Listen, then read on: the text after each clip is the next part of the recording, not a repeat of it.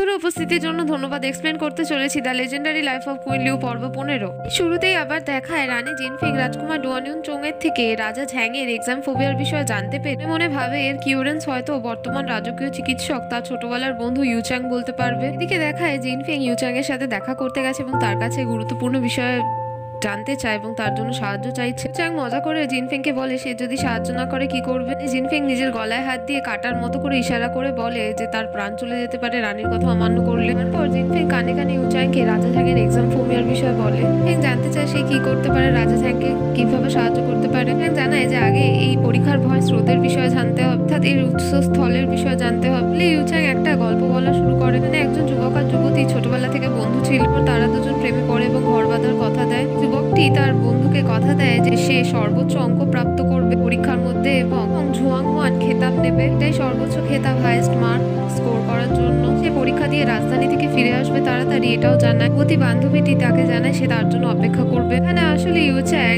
জিনফিং আর তার কথায় কল্পনায় বানিয়ে শোনাচ্ছে জিনফিং। ইউচ্যাং এর থেকে জানতে চায় যে যুবতী মহিলাটির নাম তার নামে কেন। নিজ করার জন্য ইউচ্যাং জানায় সমস্ত সুন্দরী মহিলাটিতে ফেং বলা হতো। চ্যাং জানায় যুবকটি খুব আগ্রহ নিয়ে রাজধানীতে পরীক্ষা দিতে বসেছিল। পরীক্ষার মাঝখানেই তার স্ট্রেস তাকে চেপে ধরে। তার নিজের খাতার মধ্যে লেখাগুলো চলাফেরা করতে দেখে। তার এটাও মনে হয় যে সে বেহুশ হয়ে যাবে। ফেং জানতে চায় তাহলে কি সেই যুবকটি বেহুশ হয়ে যায়, তার পরীক্ষাও কমপ্লিট করতে পারেনি। ইউচ্যাং জানায় উল্টোটা হয়েছিল। 2 ঘন্টার মধ্যে সমস্ত প্রশ্নের উত্তর দিয়ে দিয়েছিল এবং তার হাত হাওয়ার মতো উঠছিল। ফেং কনফিউজ হয়ে ইউচ্যাং এর থেকে জানতে চায় যে সেই যুবকটি পড়াশোনা বা পরীক্ষার ভয় এজন্যই পেত কারণ সে পড়াশোনায় ভালো ছিল। ইউচ্যাং জানায় সবে গল্পটা শুরু হয়েছে, তাকে মন দিয়ে শুনতে। যুবকটি এক্সামিনারকে তার পেপার দিয়ে হল থেকে বেরিয়েছে। এক্সামিনার পেপার দেখে অবাক হয়ে যায়, বলে যে অবিশ্বাসনীয় একটা ছেলে, কারণ পেপারের মধ্যে সেই যুবকটি কিছুই লেখেনি। একটা মুখ ব্যাঙানো বাচ্চার ছবি ছিল। ছবিটির অর্থ ছিল যে বাচ্চা দুটো ছিল, বাচ্চার মুখ এক শরীরে ছিল। অর্থ ছিল যে ডংহাওয়ে ইংবু এবং শিউয়ে কি করে ভারসাম্য রাখা যায়। এদিকে দেখা এই অপমানের জন্য যুবকটিকে সিপাহীরা ধরে নিয়ে যাচ্ছে। এই যুবকটি খুবই কান্নাকাটি করছে। এখনই সেখানে তার যুবতী বন্ধুটি উপস্থিত হয়েছে। সিপাহীরা জানায় যে সেই মহিলা তাদের থামানোর কোনো অধিকার নেই। উনি সেই যুবতী বন্ধুটি একটা ডায়াগনোসিস চার্ট দেখায় যেটা রাজকীয় চিকিৎসালয় লিংশু একাডেমি থেকে দিয়েছে যুবক বন্ধুটির জন্য, যেখানে লেখা আছে তার এক্সামিন ফোবিয়া আছে। যুবকটিও সিপাহীদের সেই কথাটাই জানায় যে তার এক্সাম ফোবিয়া আছে। পর যুবক আর যুবতীটি ইমোশনাল হয়ে কথা বলতে থাকে। ফিং জানে ইউচ্যাংকে সে এখনো গল্পটার পয়েন্ট বুঝতে পারলো না। চ্যাং জানে সে বুঝতে পারলো না কেন পয়েন্টটা এটাই যে এটা একটা বানানো গল্প আর এক্সাম ফোবিয়া বলে কোনো জিনিসই নেই। রাজা ঝ্যাং টেনশন আর স্ট্রেস হ্যান্ডেল করতে পারে না আর এটাকে অসুস্থতার নাম দিচ্ছে। ফিং বলে আচ্ছা সে বুঝতে পেরেছে, মানে রাজা ঝ্যাং খুব স্ট্রেস হয়ে আছে। চ্যাং জানায় স্ট্রেস সবার হয়, তো এর মানে এই নয় যে সে তারা কাজ করতে ভয় পাবে, তারা ফেল হতে ভয় পাচ্ছে। এরকম হতে থাকলে দুনিয়ার সব মানুষই অসুস্থতা হলে। রাজা ঝ্যাং তো এখানে রানী জিনফিং এর প্রতিদ্বন্দ্বী, তাহলে সে এত ভাবছে কেন তার ব্যাপারে, কি তার বিষয়ে চিন্তিত। ফিং জানায় হেসে ম্যানেজ করে এটা অসম্ভব। চ্যাং বলে তাহলে জিনফিং তার কাছে ছুটে এসেছিল কেন সমাধান চাওয়ার জন্য। ফিং বলে যে একজন অসুস্থ মানুষের সাথে সে প্রতিস্পর্ধা করতে পারেন না, তার নীতি বিরোধীর মধ্যে পড়ে, সে সমাধানের জন্য ছুটে এসেছিল। ইউচ্যাং জিনফিংকে একটা ল্যাভেন্ডারের শিশি দিয়ে বলে ওতে ল্যাভেন্ডারের নির্যাস আছে আর এটা গন্ধ নিতে বলবে রাজাকে, তার স্ট্রেস কমবে এবং ঘুম ভালো হবে। ফিং বলে ইউচ্যাংকে সে নিজের মতো করে একবার চেষ্টা করে দেখবে রাজার স্ট্রেস দূর করার। সে সফল হয় নিশ্চয়ই জানাবে ইউচ্যাংকে। এদিকে দেখায় রাজকুমার চোং তার নিজের কক্ষে তার নিজের তৈরি জিনিস নিয়ে খেলাধুলো করছে। তার কক্ষে তার কাছে এসে জিজ্ঞেস করে সে এখনো পড়াশোনা শুরু করেনি কেন, এবং বায়ুকে জানায় যে সে কোনোভাবে বায়ুকে ভয় পায়। সে নিজের টেবিল থেকে একটা করে বই ফেলতে ফেলতে বায়ুকে বলতে থাকে তাকে ঘরে আটকে দিয়েছে, বাইরে খেলাধুলো করতে যেতে পারছে না। চোং ঠিক করেছে তার যা মনে হয় সে করবে, ধুলো করবে, পড়াশোনা করবে না।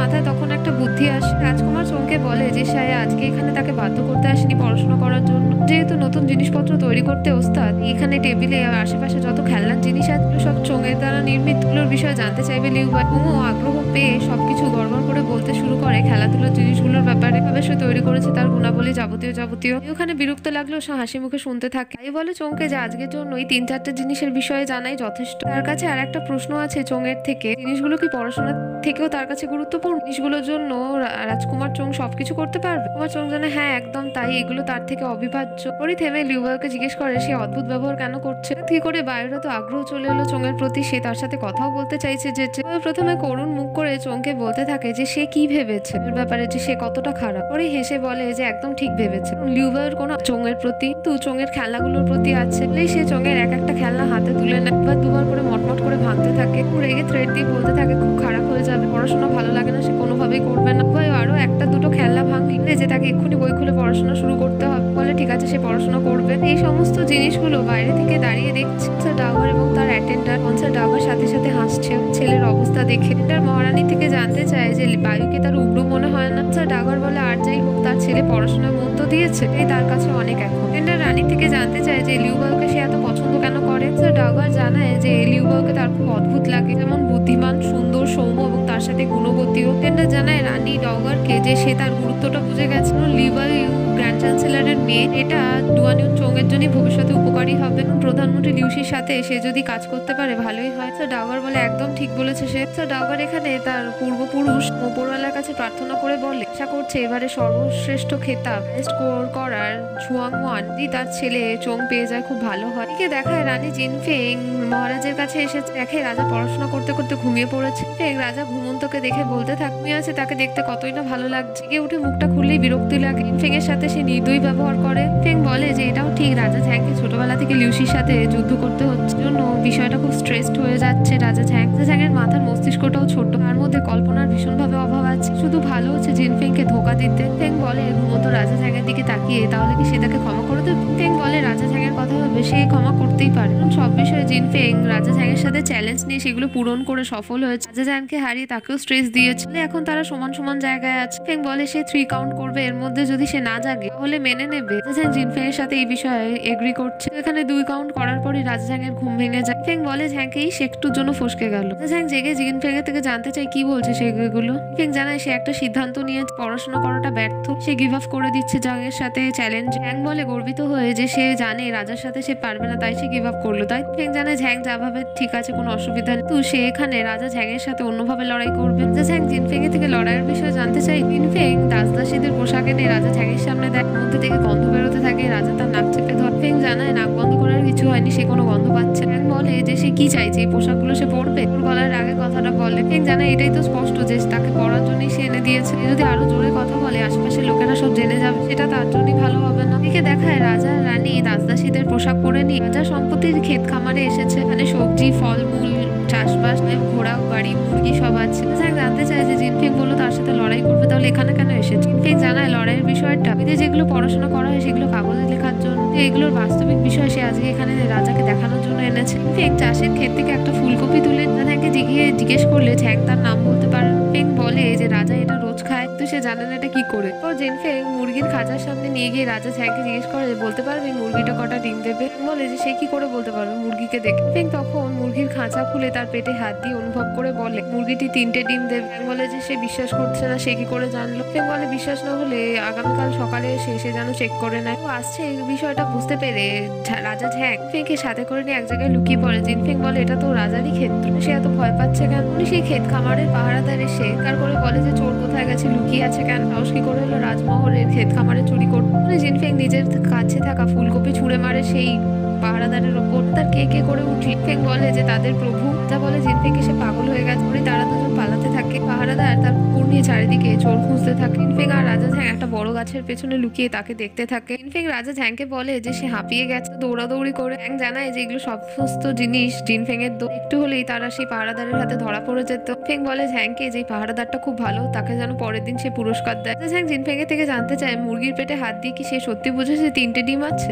এটা মিথ্যে হলে জিনফেংকে সে দেশদ্রোহের সাজা। জিনফেং বলে যে কি অদ্ভুত মানুষ, ডেমের জন্য সে দেশদ্রোহের নাম নিয়ে কখনোই মরবে না। জিনফেং জানতে চায় ঝ্যাং এর থেকে যে কেমন লাগছে, তার মজা হয়েছে। ঝ্যাং জানে তার দারুণ লেগেছে, খুবই উপভোগ করছে সিচুয়েশন। ফেং বলে ধৈর্য ধরতে, তার কাছে আরো অনেক প্ল্যান আছে। পর দেখায় তারা দুজন জ্যোতির্বিদ বৈধশালায় এসেছে। মাঝরাতে জিনফেং বড় ঘন্টা বাজাচ্ছে, আবার করে দুজনে কানে হাত দিচ্ছে। এই কাজটা রাজা ঝ্যাংকেও করতে বলে রাজা ঝ্যাং বলে মাঝরাতে সেই কাজটা কখনো করবে না, অন্যান্য ঘুমের বিষয়ে সে চিন্তা করে। ফেং বলে একবার করে দেখতে ভীষণ মজা হবে। ঝ্যাং বলে সে কেবল একবারই করবে। সেও ঘন্টা বাজায়। তারপরে জিনফেংকে বলে যে পাপ কাজগুলো করো তোর ভালো লাগছে। উনি সেখানে জ্যোতির্বিদ বৈধশালার মুখ্য আধিকারিক প্রিন্স লংকিও এসে উপস্থিত হয়ে যায়। সেখান থেকে পালিয়ে যায়। কেউ বলতে থাকে মাঝরাতে কে অশুভতম করছে, তো সে সেখানে কাউকে দেখতে পায় না। এদিকে আবার দেখায় রাজা রানী তখনও শান্ত হয়নি। ইম্পেরিয়াল একাডেমির গ্রন্থশালায় এসে তো বইপত্র যাবতীয় জিনিস শেলফ থেকে নামিয়ে দিচ্ছে, ছুঁড়ে ফেলে দিচ্ছে। প্রান্তের মতো ছোট শিশুদের মতো তারা এর থেকে মজা নিচ্ছে।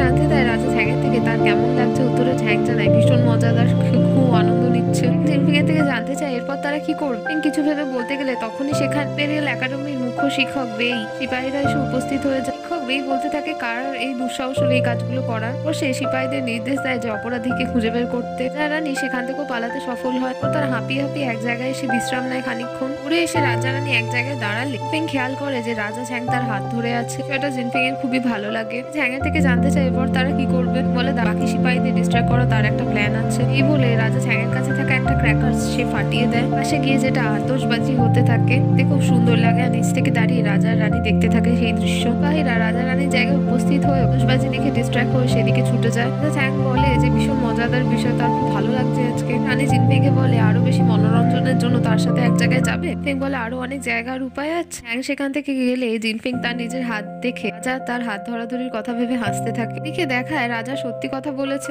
সে হানিমুন হলে রুফটপে তুলেছে। এখান থেকে আকাশ, তারা, চাঁদ সব তারা দেখছে বসে। ফেং বলে জিনফিং কে যে সে কি ভেবেছিল সে তাকে মিথ্যে কথা বলছে। ফেং বলে এটা ভীষণ মজাদার, তার খুব ভালো লাগছে।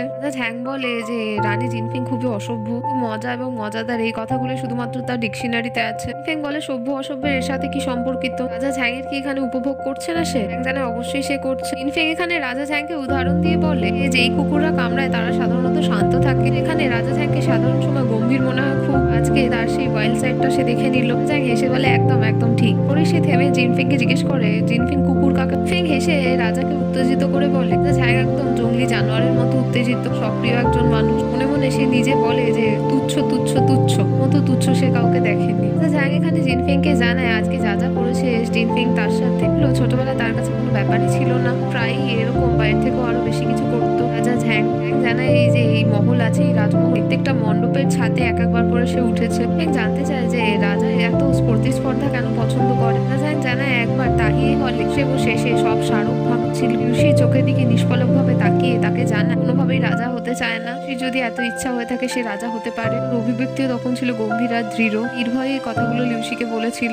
রাজা ঝ্যাংকে বলে যে ছোটবেলা থেকেই সে এত রেবেলিয়াস ছিল, এত বিদ্রোহী ছিল। বলে জিনফেংকে সে বিদ্রোহী ছিল না, খুবই দৃঢ় ছিল। জানতে চায় যে লিউসি তাকে পেটায়নি। ঝ্যাং বলে হ্যাঁ ভীষণ পিটিয়েছে, আর তারপর রাজা ঝ্যাং মহল থেকে পালিয়ে গিয়েছিল। জিনফেং ঝ্যাংকে বলে যে সে বুঝতে পারছে না রাজাকে সে কঠোর বলবে না মূর্খ। লিউসির এগেনস্টে গিয়ে নিশ্চয়ই স্থায়ী রূপে কিছু গন্ডগোল বা সমস্যার সম্মুখীন হতে হয়েছে।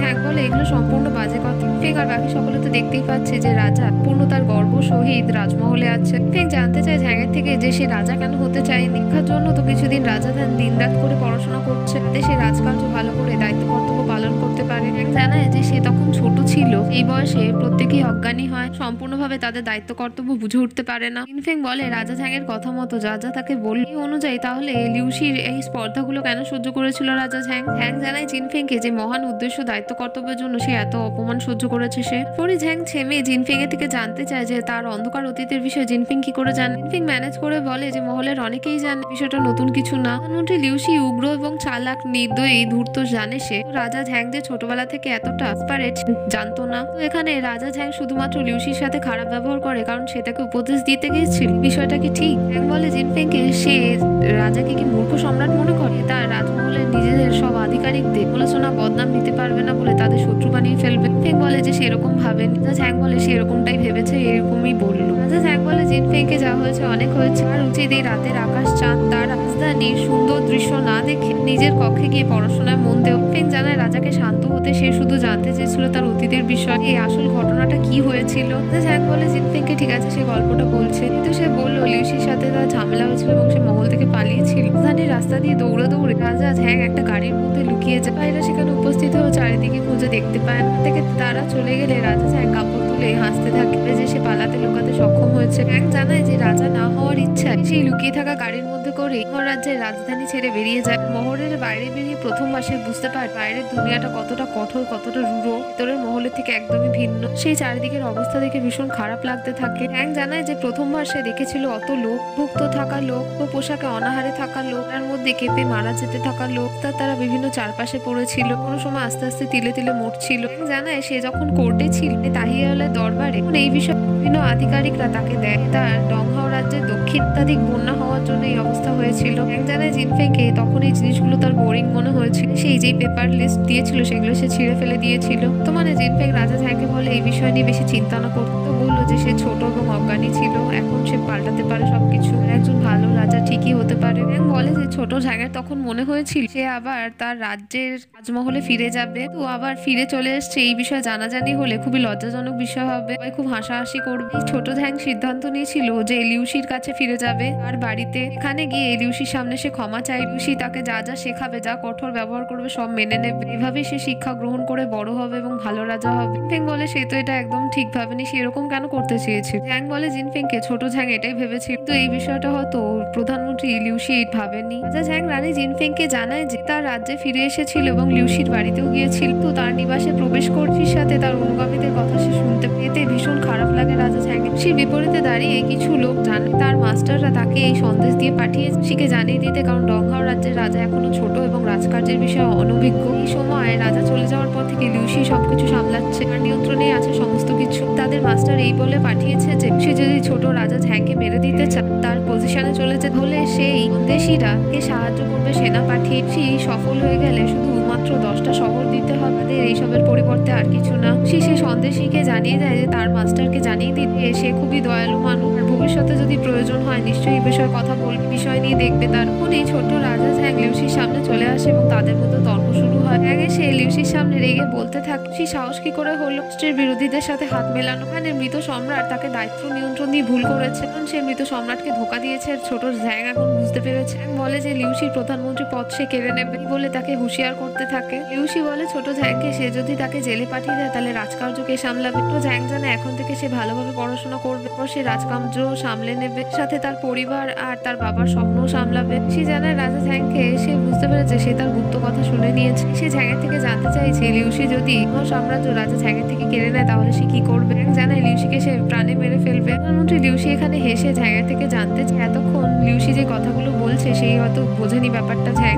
মৃত সম্রাট পাওয়ার অফ অ্যাটর্নি তাকে দিয়ে গেছে, রাষ্ট্র বাগডোর এবং সৈন্য সবকিছু এখন লিউসি সামলাচ্ছে। লিউসি ছোট ঝ্যাংকে বলে যে তার কৃতজ্ঞ হওয়া উচিত বারবার এইভাবে। লিউসি এখনো রাজা ঝ্যাংকে বাঁচিয়ে রেখেছে, তার রাষ্ট্রেরও দেখভাল করছে, তো এরপরও যদি সে এরকম বারবার করতে থাকে সাথে তাকে বাঁচিয়ে রাখবে কিনা এই বিষয়ে ভাবতে হবে। সে এখন শুধুমাত্র এটাই চাইছে যতক্ষণ না রাজা ঝ্যাং বড় হয়ে যাচ্ছে, রাজকার্য সামলানোর মতো উপযুক্ত হয়ে যাচ্ছে, ততদিন যেন সে পুতুল রাজা হয়ে থাকে। লিউসি সমস্ত কথা মেনে চলে, তাহলে সে ভেবে দেখবে সে তাকে কতদিন বাঁচিয়ে রাখবে। বর্তমানে রাজা ঝ্যাং বলে যে লিউসি একজন খুবই উচ্চাকাঙ্ক্ষী মানুষ। জিনফেং কথাগুলো শুনে ভাবে যে সে জানতো যে লিউসি খুব খারাপ মানুষ, তো এতটা ইভিল মানসিকতা রাখে সে ভাবেনি কখনো। ফেং ঝ্যাংয়ের হাত ধরে বলে নিশ্চিন্তে থাকতে এবারে সে অধিকার ফেলতে পারবে সমস্ত দরবারে, একজন ভালো রাজাও হয়ে উঠবে। এখানে জিনফেং এর থেকে জানতে চায় যে জিনফেং তার হাত ধরে কি বোঝাতে চাইছে। ফেং জানায় যে রাজা ঝ্যাংকে সে চিয়ার আপ করছে। ফ্যাং বলে জিনফেংকে এখন কি ঝ্যাংয়ের উপর তার দয়া আসছে, তার বাবা অর্থাৎ লিউসির আসল পরিচয় রং বলে দিয়েছে জিনফেংকে। ফেং বলে কোনোভাবেই না, রাজা ঝ্যাংকে মাফ করে দিয়ে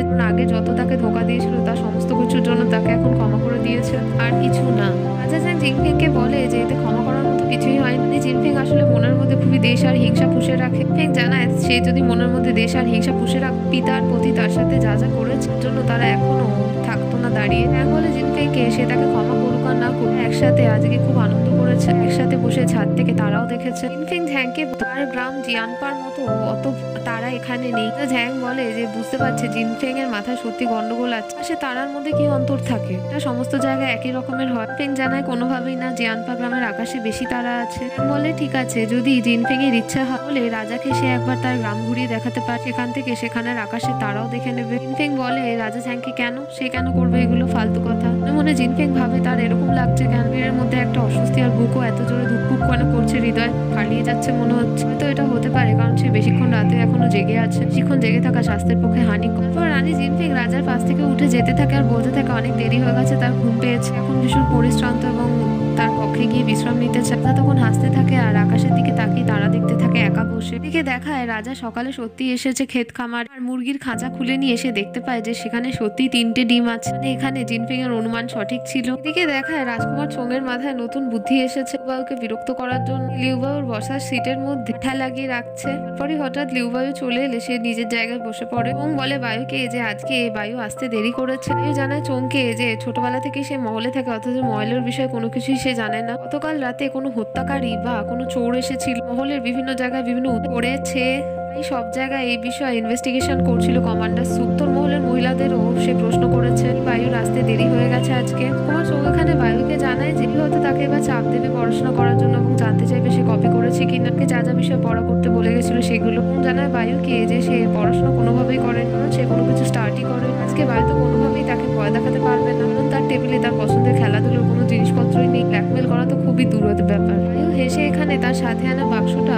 চোংকে দেখিয়ে ভেতর থেকে তার সমস্ত খেলনা বের করে আনে। জানে এই খেলনাগুলো যা ভেঙেছিল সব ফিক্স করে দিয়েছে। বায়ু এও বলে চোংকে যে সারা রাত সে বিচার করেছে, তারপর সে ভেবেছে যা কাজ করেছে সেগুলো করা ঠিক হয়নি, তার ব্যবহার খুবই উগ্র ছিল। একটা কাঠের পুতুল চোং বের করে নিয়ে দেখে যে তার মাথা এখনো ফিক্স হয়নি। বায়ু কেঁদে কেঁদে তখন চোঙের সামনে এমন মুখ করে যে বলে যে সে ভুলে গেছে এটা করতে, গুলো করেছে অথচ এটা ভুলে গেছে কি করে। বলে ঠিক আছে সে এটা ফিক্স করে নেবে, কোনো বড় ব্যাপার না, শুধু খেলনা এগুলো। আসলে বায়ু এখানে চোংকে হাত করার জন্য এইগুলো করে। বায়ু বলে চোংকে গতকাল যেমন সে তাকে এত চাপ দিয়েছিল আজকে সেইগুলো করবে না, তো এইসবের পেছনে তারও দোষ নেই সেটাও সে জানে। এই কাজগুলো সে তার মা কনসার্ট ডগারের নির্দেশে করছে, আর এই কাজে যদি সে অসফল হয় তাহলে কনসার্ট ডগার তাকে দোষ দেবে। কুমার চোং বলে যে ভাবতে পারেনি যে বায়ুর জন্য পরিস্থিতি এত কঠিন হবে। সে জানায় ঠিক আছে সে পড়াশোনা করবে। বায়ু জানায় চোংকে ঠিক আছে সে তার জন্য চা আনছে। বায়ু এদিকে চা আনতে যায়, রাজকুমার চোং পড়াশোনা করতে বসে। জানায় লিউবায়ুকে সে সব পড়ালেখা করে নেবে, এখানে বায়ুকেও তাকে সাহায্য করতে হবে, যে লিখবে তার জন্য তার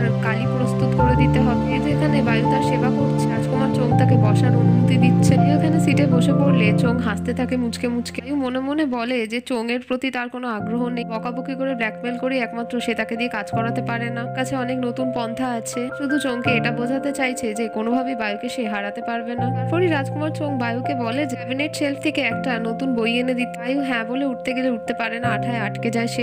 রাজকুমার চোং উঠে দাঁড়িয়ে হ্যাঁ করে হাসতে থাকে। চোং জানিয়ে দেয় লিউবায়ুকে যে সে তাকে কতটা সহজ মনে করে। এটা সত্যি কথা যে বায়ু চোঙের সাথে পাঙ্গা নিতে গেলে এখনো যথেষ্ট ইনোসেন্ট, কারণ বায়ু আসার আগে চেয়ারের মধ্যে সে লাগিয়ে রেখে দিয়েছিল সুপার গ্লু। চোং এখন তাকে ছেড়ে এখান থেকে চলে যাচ্ছে, বাইরে গিয়ে সে খেলাধুলো করবে। সেখানে বসে হাত পা ছুটতে থাকে, দাপাতে থাকে, ওকে বারবার তার নাম ধরে ডাকতে থাকে। এদিকে দেখায় রাজা ঝ্যাং পড়াশোনা করতে গিয়ে জিনফিং এর কথা ভেবে যাচ্ছে, তার বলা কথাগুলো গতকাল রাতে। তখনই তার কাছে ছুটে এসে জিনফিং উপস্থিত হয়। মানে জিনফিং আগের মতো রাজা ডুয়ানিং ঝ্যাংকে ডুয়ান বলে ডাকতে থাকে। ঝ্যাং বলে জিনফিংকে সে তাকে ডুয়ান বলে কেন ডাকছে, কদিন তো সে তাকে অন্য নামে ডেকেছে। জিনফিং জানায় গত রাতে তারা দুজন দুজনকে ক্ষমা করে দিয়েছে এবং সবকিছু মিটমাট হয়ে গেছে, তারা এখন বন্ধু। জানতে তার বন্ধুত্ব কখন হলো? ফিং বলে গতকাল রাতেই হয়ে গেছে, তার মাথায় কিছু নেই, সে বোঝে না কিছু। ঝ্যাং জিনফিংকে বলে ঠিক আছে সে তাকে ডুয়ান বলে ডাকতে পারে, এখন দেরি হয়ে গেছে আর সে পড়াশোনায় মন দেবে। আবার এখানে জিনফিং ইনভাইট করতে এসেছে রাজা ঝ্যাংকে এবং বলে তার সাথে খেলতে। ফিং জানায় ঝ্যাংকে যে রাজধানীর ভেতর, রাজমহলের ভেতরে এমন এক জায়গায় রাজাকে সে দেখাবে, হয়তো সেই জায়গাটা আগে রাজা কখনো দেখেন, বলে তাকে সাথে নিয়ে দৌড়ে যেতে থাকে সেখানে। এদিকে দেখায় জিনফিং রাজাকে খাজানা মণ্ডপে নিয়ে আসে রাজমহলে। এটাও জানায় যে তাদের জিয়ানপা গ্রামে এরকম একটা খাজানা মণ্ডপ আছে, কিন্তু সেটা শুধুমাত্র গ্রাম প্রধানই যেতে পারে সেখানে। বলে খাজানা মণ্ডপও হয়তো রাজা কখনো দেখেনি, তাই এখানে এই বিষয়টা রহস্যময়। রাজাকে জিনফিং এখানে এনেছে। মণ্ডপের ভেতরে গিয়ে জিনফিং বলে তারা এত গরিব না, এখানে তো তেমন কোনো খাজানা নেই। বিয়ে হয়ে আসার পর অধিকাংশ খাজানা তার রানী অর্থাৎ জিনফিংকে দিয়ে দিয়েছে। তারপর সেখান থেকে যেতে চাইলে জিনফিং বলে আরো কিছু সময় থাকতে সে চারিদিকে দেখতে চায়। তখনই সেখানে কালো পোশাক পরিহিত 3-4 জন লোক চলে আসে। ফেং আসলে এখানে প্ল্যান করে রেখেছিল যে এভাবে তাকে সে আরো ভালোভাবে মোটিভেট করতে পারবে, তো সেই লোকগুলো এখানে আসল হত্যাকারী। মণ্ডপে দুজনকে দেখে নিয়ে তারা বলতে থাকে এখানে দুজন লোক কেন, কোনো জটিলতা দরকার নেই বলে তারা সেখান থেকে পালিয়ে যায়। রাজা ঝ্যাংও তার পিছু নেয়। রাজা ঝ্যাং দৌড়ে গিয়ে উড়ে তাদের সামনে পড়ে তাদের সাথে মারামারি করা শুরু করে ভীষণ। সেই যুদ্ধস্থলে পৌঁছে গিয়ে বলতে থাকে রাজার সাথে লড়াই তাদের বন্ধ করতে, কারণ তারা একই পক্ষে। রাজা কথাটা শুনে নিয়ে জিনফিংকে বলে এর মানে কি বলতে চাইছে সে। মানে জিনফিং এর গলায় গিয়ে একজন হত্যাকারী তার তলোয়ার ধরে। ফিং তাকে বলতে থাকে তারা খুব ভালো কাজ করছে, এখানে তাদের প্ল্যানটা তো এরকম ছিল না, এখানে ভুলভাল করছে কেন, তারা তাড়াতাড়ি কাজ করতে হবে নাহলে দুপুরের ভোজনে দেরি হয়ে যাবে। মারামারির জন্য তো কোনো কথাই হয়নি, যাই হোক এখানে ভালো হচ্ছে। সে তার ঝ্যাংয়ের বীরত্ব দেখতে পাচ্ছে, এটাও জানে হত্যাকারীকে যে সে তার নেতাকে একটু বেশি টাকা দেবে এই কাজের জন্য। তলোয়ার ধরে থাকা ব্যক্তিটি বাকি দুজনকে জানায় তাদের নেতা জানিয়েছে রাজাকে শেষ করে দিতে, বেশি লড়াই না করতে। ঠিক তখন তলোয়ারে আঙুল ঠেকিয়ে বুঝতে পারে যে এটা আসল তলোয়ার, তারা নকল না আসল হত্যাকারী, আর সে এখানে ভয় পেয়ে যায়। এদিকে দেখা কমান্ডার সু তার দলবল নিয়ে চলে এল। হত্যাকারীরা জিনফিংকে রাজা ঝ্যাংয়ের উপর ছুড়ে ফেলে দিয়ে পালিয়ে যায়। রাজা ঝ্যাং জানায় জিনফিংকে আগে তাদের শাহী চিকিৎসালয়ে যাওয়া উচিত, এখানে গিয়ে নিজেদের আগে একটু মরমপট্টি করে নেওয়া উচিত। ফিং জানায় যে আগে তাদের ঘুরতে বেরোনো উচিত, কারণ তারা গেটের সামনেই আছে। ঝ্যাং জানায় জিনফিংকে যে সে তাকে পড়াশোনা থেকে ডিস্ট্রাক্ট করছে, তাই তো। ফিং জানায় এই তো রাজা ঝ্যাং একদম ঠিক ধরেছে, সে তাই করছে। বলে সে যদি যেতে না চায় কি করবে, উত্তরে জিনফিং জানায় তাহলে জানিয়ে দেবে গতকাল রাতে যা যা ঝামেলা হয়েছে সেই সবকিছুর জন্য প্রত্যক্ষভাবে দায়ী রাজা ঝ্যাং। ঝ্যাং জানায় বা এখন সে তাকে ব্ল্যাকমেলও করছে। ফিং বলে সে যদি সমস্তটা বুঝে গিয়ে থাকে তাহলে তার সাথে যেতে সূর্যাস্তের আগে তারা ঘুরে ফিরে আসতে পারবে। বলে জিনফিংকে যে এখন বাইরে তো খতরা থাকতে পারে, কোনো সমস্যা থাকতে পারে, তাদের লাইফ রিস্ক হতে পারে, এখন তাদের মহলের ভেতরেই থাকা উচিত। এখানে রাজা ঝ্যাং আর কমান্ডার সু দুজনের কাছ থেকে জানতে চায় যে তাদের মুখ কি দেখেছে তার। উনি বলে না, তারা দেখেনি। জিনফিং বলে খুব সহজ, এখন তারা তাদের দেখলেও চিনতে পারবে না মুখ। তাদের উচিত এখনই মহল থেকে বাইরে বেরিয়ে যাওয়া এবং তাদের সামনে গিয়ে চারা দেওয়া, যাতে কোনো না কোনোভাবে আবার তাদের উপর হামলা করার চেষ্টা করে তারা। ঝ্যাং এখানে কনফিউজ হয়ে কমান্ডার সুয়ের কাছে জানতে চায় যে রানীর বলা কথা কি সে কিছু বুঝতে পেরেছে। কমান্ডার সু জানে সব তার মাথার উপর দিয়ে গেছে, কিছুই সে বুঝতে পারেনি। এদিকে দেখায় খাজানা মণ্ডপের সামনে মহলে একজন কালো পোশাক পরিহিত লোক এসেছে। তাদের আসলে জিনফিং নিয়োজিত করেছিল মূল হত্যাকারী। অপেক্ষা করতে থাকার বলতে থাকে এখনো তো মহারানী বা রাজা কেউ এসে উপস্থিত হলো। একজন বলে যে রানী খুবই অপ্রত্যাশিত একজন, হতে পারে হয়তো সে প্ল্যান ড্রপ করে দিয়েছে। কাছে কিছু সময় তারা এখানে অপেক্ষা করে দিতেই বিনা কাজেই পয়সা পাবে। এই দুজনও তাতে সহমত হয়। এদিকে দেখায় রাজধানীর রাস্তায় জিনফিং আর রাজা নেমেছে। যা বলছে যে এটাই চারা দেওয়ার এবং ওর চারিদিকে ছড়ানো রানীর প্ল্যান। উনি দেখায় চারিদিক থেকে কিছু লোকজন এসে রাজাকে ঘিরে ধরে বসে পড়েছে। বলতে থাকে রাজার এই রাজত্বে তারা খুব সুখে আছে, সমৃদ্ধিতে দিন দিন চারিদিকে ফুলে উঠছে, কি ভবিষ্যৎ জেনারেশনের জন্য অনেক কিছু তৈরি করে রাখতে পারছে। বলে যে সে সম্রাট, সেটা তারা বুঝতে পারলো কি করে। বলে সে যা পোশাক পরে আছে এটাই খুব স্পষ্ট। তারপর প্রজাদের বলতে থাকে পিতা মৃত সম্রাট তাকে জানিয়ে গিয়েছে একজন মহান সম্রাট হতে হবে, ছোট বড় সবাইকে দেখতে হবে। ভবিষ্যতেও সে তার দায়িত্ব কর্তব্য ভালোভাবে নির্বাহ করবে, দেশ এবং রাষ্ট্রের জন্য, সকল প্রজার জন্য। সেখানে একজন মধ্যবয়স্ক লোকের হাতে বই বা স্ক্রিপ্ট দিয়ে ঝ্যাংকে মারতে থাকে আর বলতে থাকে এই অস্থায়ী অভিনেতাকে কে সুযোগ দিয়েছে নাটকে। লাইনও সে ঠিকঠাক ভাবে বলতে পারে। মানে তার লাইন ছিল একটাই, সবাইকে মেরে ফেলো। কমান্ডার সু এখানে রাজার উপর হাত তোলা দেখে বারবার করে এগিয়ে এলে সেই লোক কমান্ডার সুয়ের আবার তলোয়ার ঢুকিয়ে দেওয়ার বলে তাকে শান্ত থাকতে। এখানে রাজধানীর রাস্তাতে নাটক হচ্ছিল। রাজাকে ওকে আসল রাজা বলে বুঝতে পারেনি। রাজা রানী আর কমান্ডার সু নাটকের মাঝখানে চলে এসেছে। এই অভিনেতারা উঠে বলতে থাকে সেই স্ক্রিপ্ট ম্যানেজারকে এখানে নাটকে তো রাজার ভূমিকা ছোট ছিল, তার মানে এটা নয় যে কোনো সস্তার ভূমিকা লোককে দিয়ে দেবে যার মতো একটা ভাইটাল রোল। যা রানী কমান্ডার সু তখনও বুঝতে পারে না যে নাটক চলছে। যা বলে যে তার রোল তার দেশে ছোট। তখন রেগে সবাইকে বাবার বলতে থাকে স্ক্রিপ্টের মতো মার ডালো মার ডালো। তাকে টেনে নিয়ে যেতে থাকে আর বলতে থাকে যে সবাইকে ক্ষমা করে দিতে। মনে থাকা অভিনেতারা বলতে থাকে যে সস্তার অভিনেতা বাজে অভিনয় করেছে, নাটকটা নষ্ট হয়ে গেছে মাঝখান থেকে। এদিকে দেখায় কমান্ডার সু আর রাজা রানী কাপড়ের দোকান এসেছে পোশাক পরিবর্তন করার জন্য। ঠিক রাজা ঝ্যাংকে জানায় যে আগেই যদি পোশাক পরিবর্তন করে নিত রাজার, তাহলে এত সমস্যা হতো না, কারণ পোশাক পরে থাকে। রাজা ঝ্যাং তখন নিজের দুহাত বাড়িয়ে দেয় দিকে, আর এটাই বোঝায় রানী জিনফিংকে তার পোশাক পরিবর্তন করে দিতে। তো জিনফিং এখানে বোঝে উল্টোটা। ঠিক মনে মনে ভাবে কি দুর্বল মস্তিষ্কের মানুষ রে বাবা, খুব ছোট ঘটনার জন্য এখন তার আলিঙ্গনের প্রয়োজন। তো ঠিক আছে, সে যেহেতু এখানে দয়ালু মানুষ, সে এটাও করে দেবে। ঝ্যাংকে সে জানায় যে মহলের তারা বাইরে আছে, এই কাজটা সে একবারই করছে, দ্বিতীয়বার করবে না বলে সে রাজা ঝ্যাংকে আলিঙ্গন করে। জিনফিং জড়িয়ে ধরে ঝ্যাংকে বলতে থাকে যে চিন্তা না করতে, সব ঠিক আছে। রানী তাকে ভালো খাবার কিনে দেবে, তাকে শান্ত হতে। যা জিনফিংকে বলে সে এটা কি করছে। জিনফিং জানায় সেই তো তার থেকে উষ্ণ আলিঙ্গন চাইছিল, তাই সে। এমনই সকল গল্প জানতে আমাদের চ্যানেলের সঙ্গে থাকুন।